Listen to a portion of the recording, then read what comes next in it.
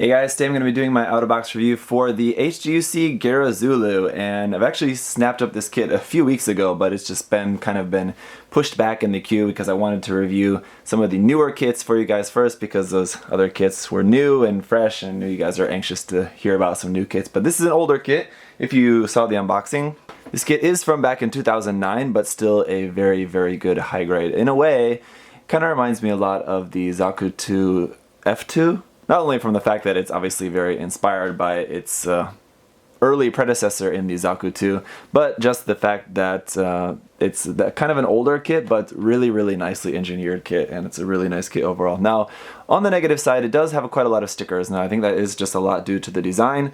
It just has a lot of that like white trim on everything, and if you're going to be painting the kit, you don't have to paint everything in those colors. I mean, if you didn't want this to have all those little bits of white detail, you don't have to do that. You could just make that gray or whatever kind of suits your ideal look for the kit. So me personally, I would probably tone down some of those whites. I'd maybe keep just the sleeve markings, but then a lot of those little white circles and things like that, I might just get rid of those or something. But anyway, it does have a lot of stickers, unfortunately, but it does definitely, I think, make up for that with having a whole lot of accessories. This kit has weapons and accessories out the yin-yang, so you've got a lot to work with, plenty to do with this kit, so let's get a look at it.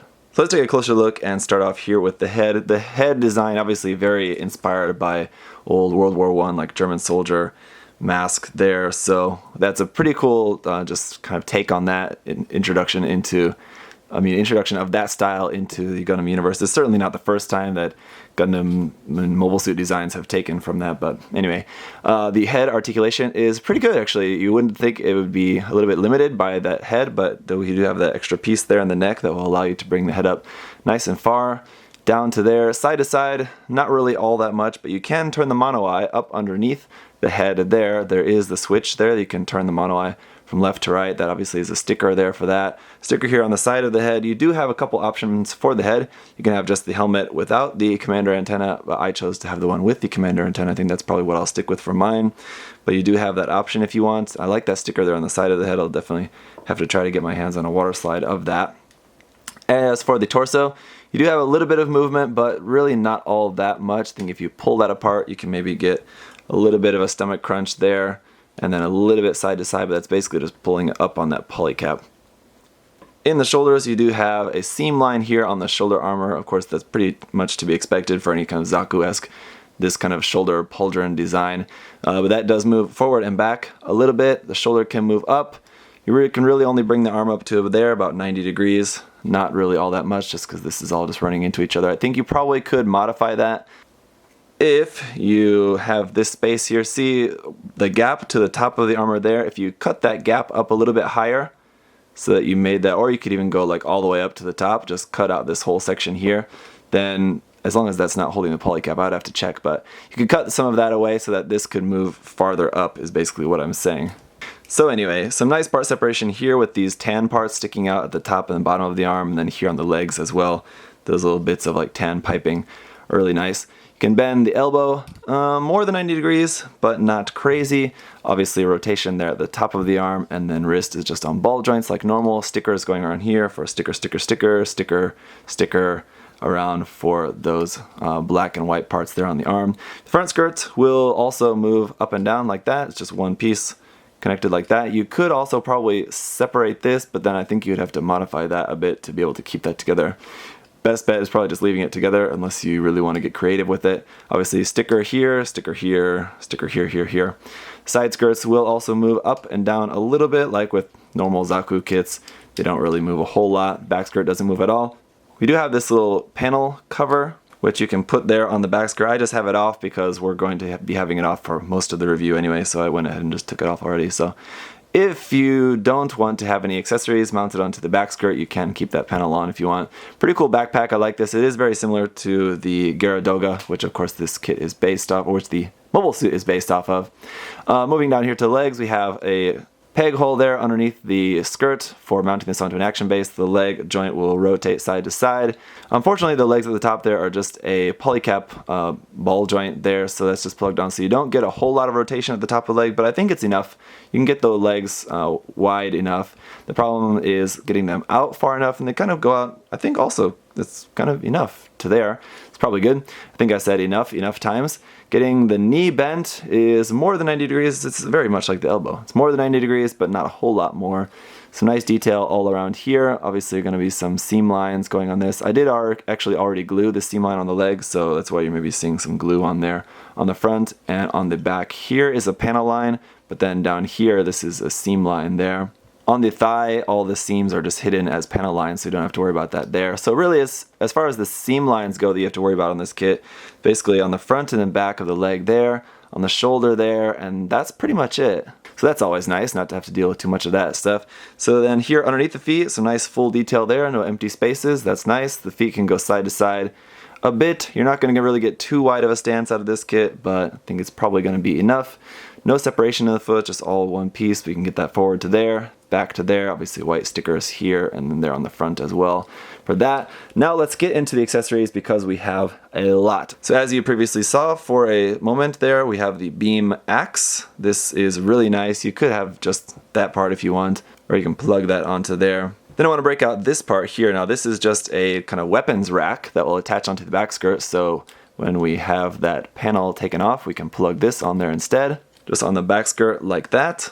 And as you can see, we're going to load that up with a lot of stuff. So first thing is the beam axe. When you have the beam effect parts removed, you can pop that onto there like so. Then we have our two hand grenades. These can obviously be held in the hands, or you can store these on the back skirt as well by popping them onto the side here like that. Now our back skirt is getting a little bit more full. Then we have the Sturmfaust kind of rocket launcher here. We have a little pink sticker for the camera for that. Otherwise very simple but very nice. It just kind of does the job of looking like a very real world weapon.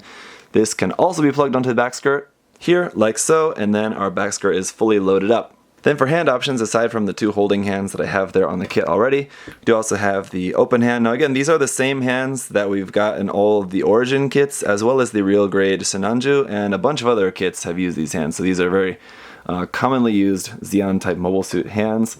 Then we also have a trigger finger hand, which you can use for the Sturmfaust, the grenade launcher, rocket launcher, or you can use it for the rifle here. This is the beam machine gun. I really like the look of this rifle, super cool.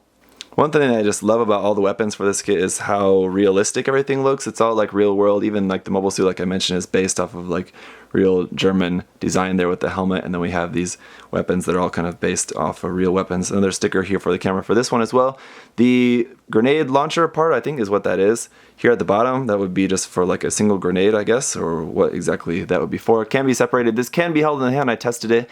This can be held in the hand individually, but it's very loose because the handle is obviously very short. So I think if you wanted to have this actually handheld, I would just recommend just getting a piece of plot plate that's probably like 1.5 millimeter thick, it looks like, and just gluing an extra little bit of plot plate on there to extend the handle a bit. Then you'll have a little bit easier time holding that, but you can remove that if you are so inclined.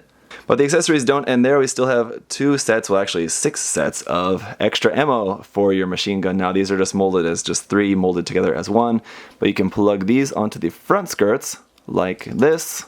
And now you're super loaded up and ready with all kinds of weapons and accessories on here. For a quick size comparison, here it is compared with the Zaku 2 F2, and you can see just how tall the Geara Zulu is. It's a very tall mobile suit, much taller than the Zaku 2 there.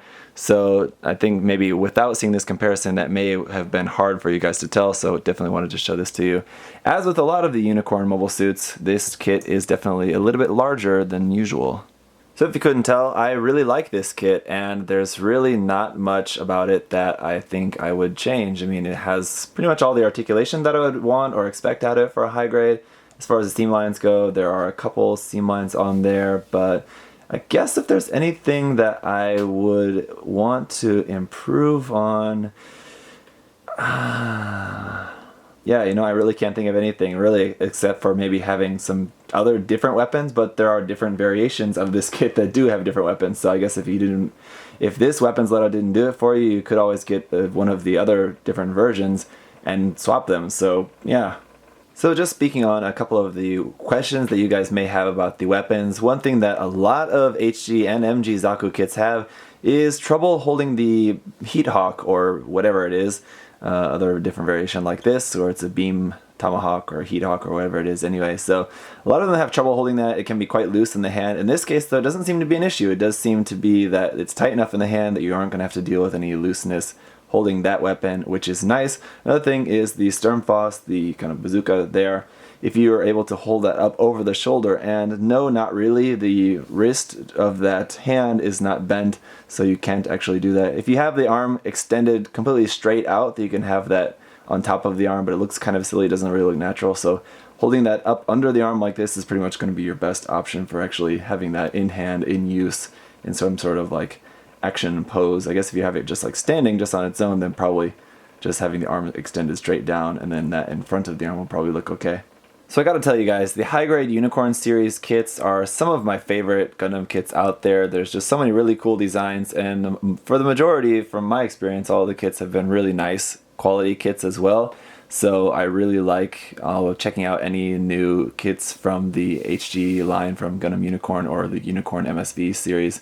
Those are also really nice ones as well. So definitely check some out if you haven't. There's quite a lot to choose from. Luckily, they made quite a lot of Unicorn HG kits, and hope they will still make some more in the future. I'm not really sure if or when that may happen, but you know, hopefully we may still get a few more or some other different variations or MSV variations or things like that. So we'll see. Anyway, in the meantime, hopefully this video helped you guys to decide if maybe this is a kit that you want to pick up or not, or maybe if it's something you were maybe thinking about. Hopefully this gave you some useful information. So if you guys still do have any other questions or comments, of course, leave those down below.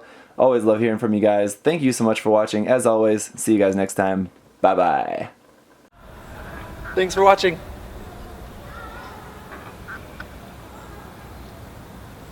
See you next time.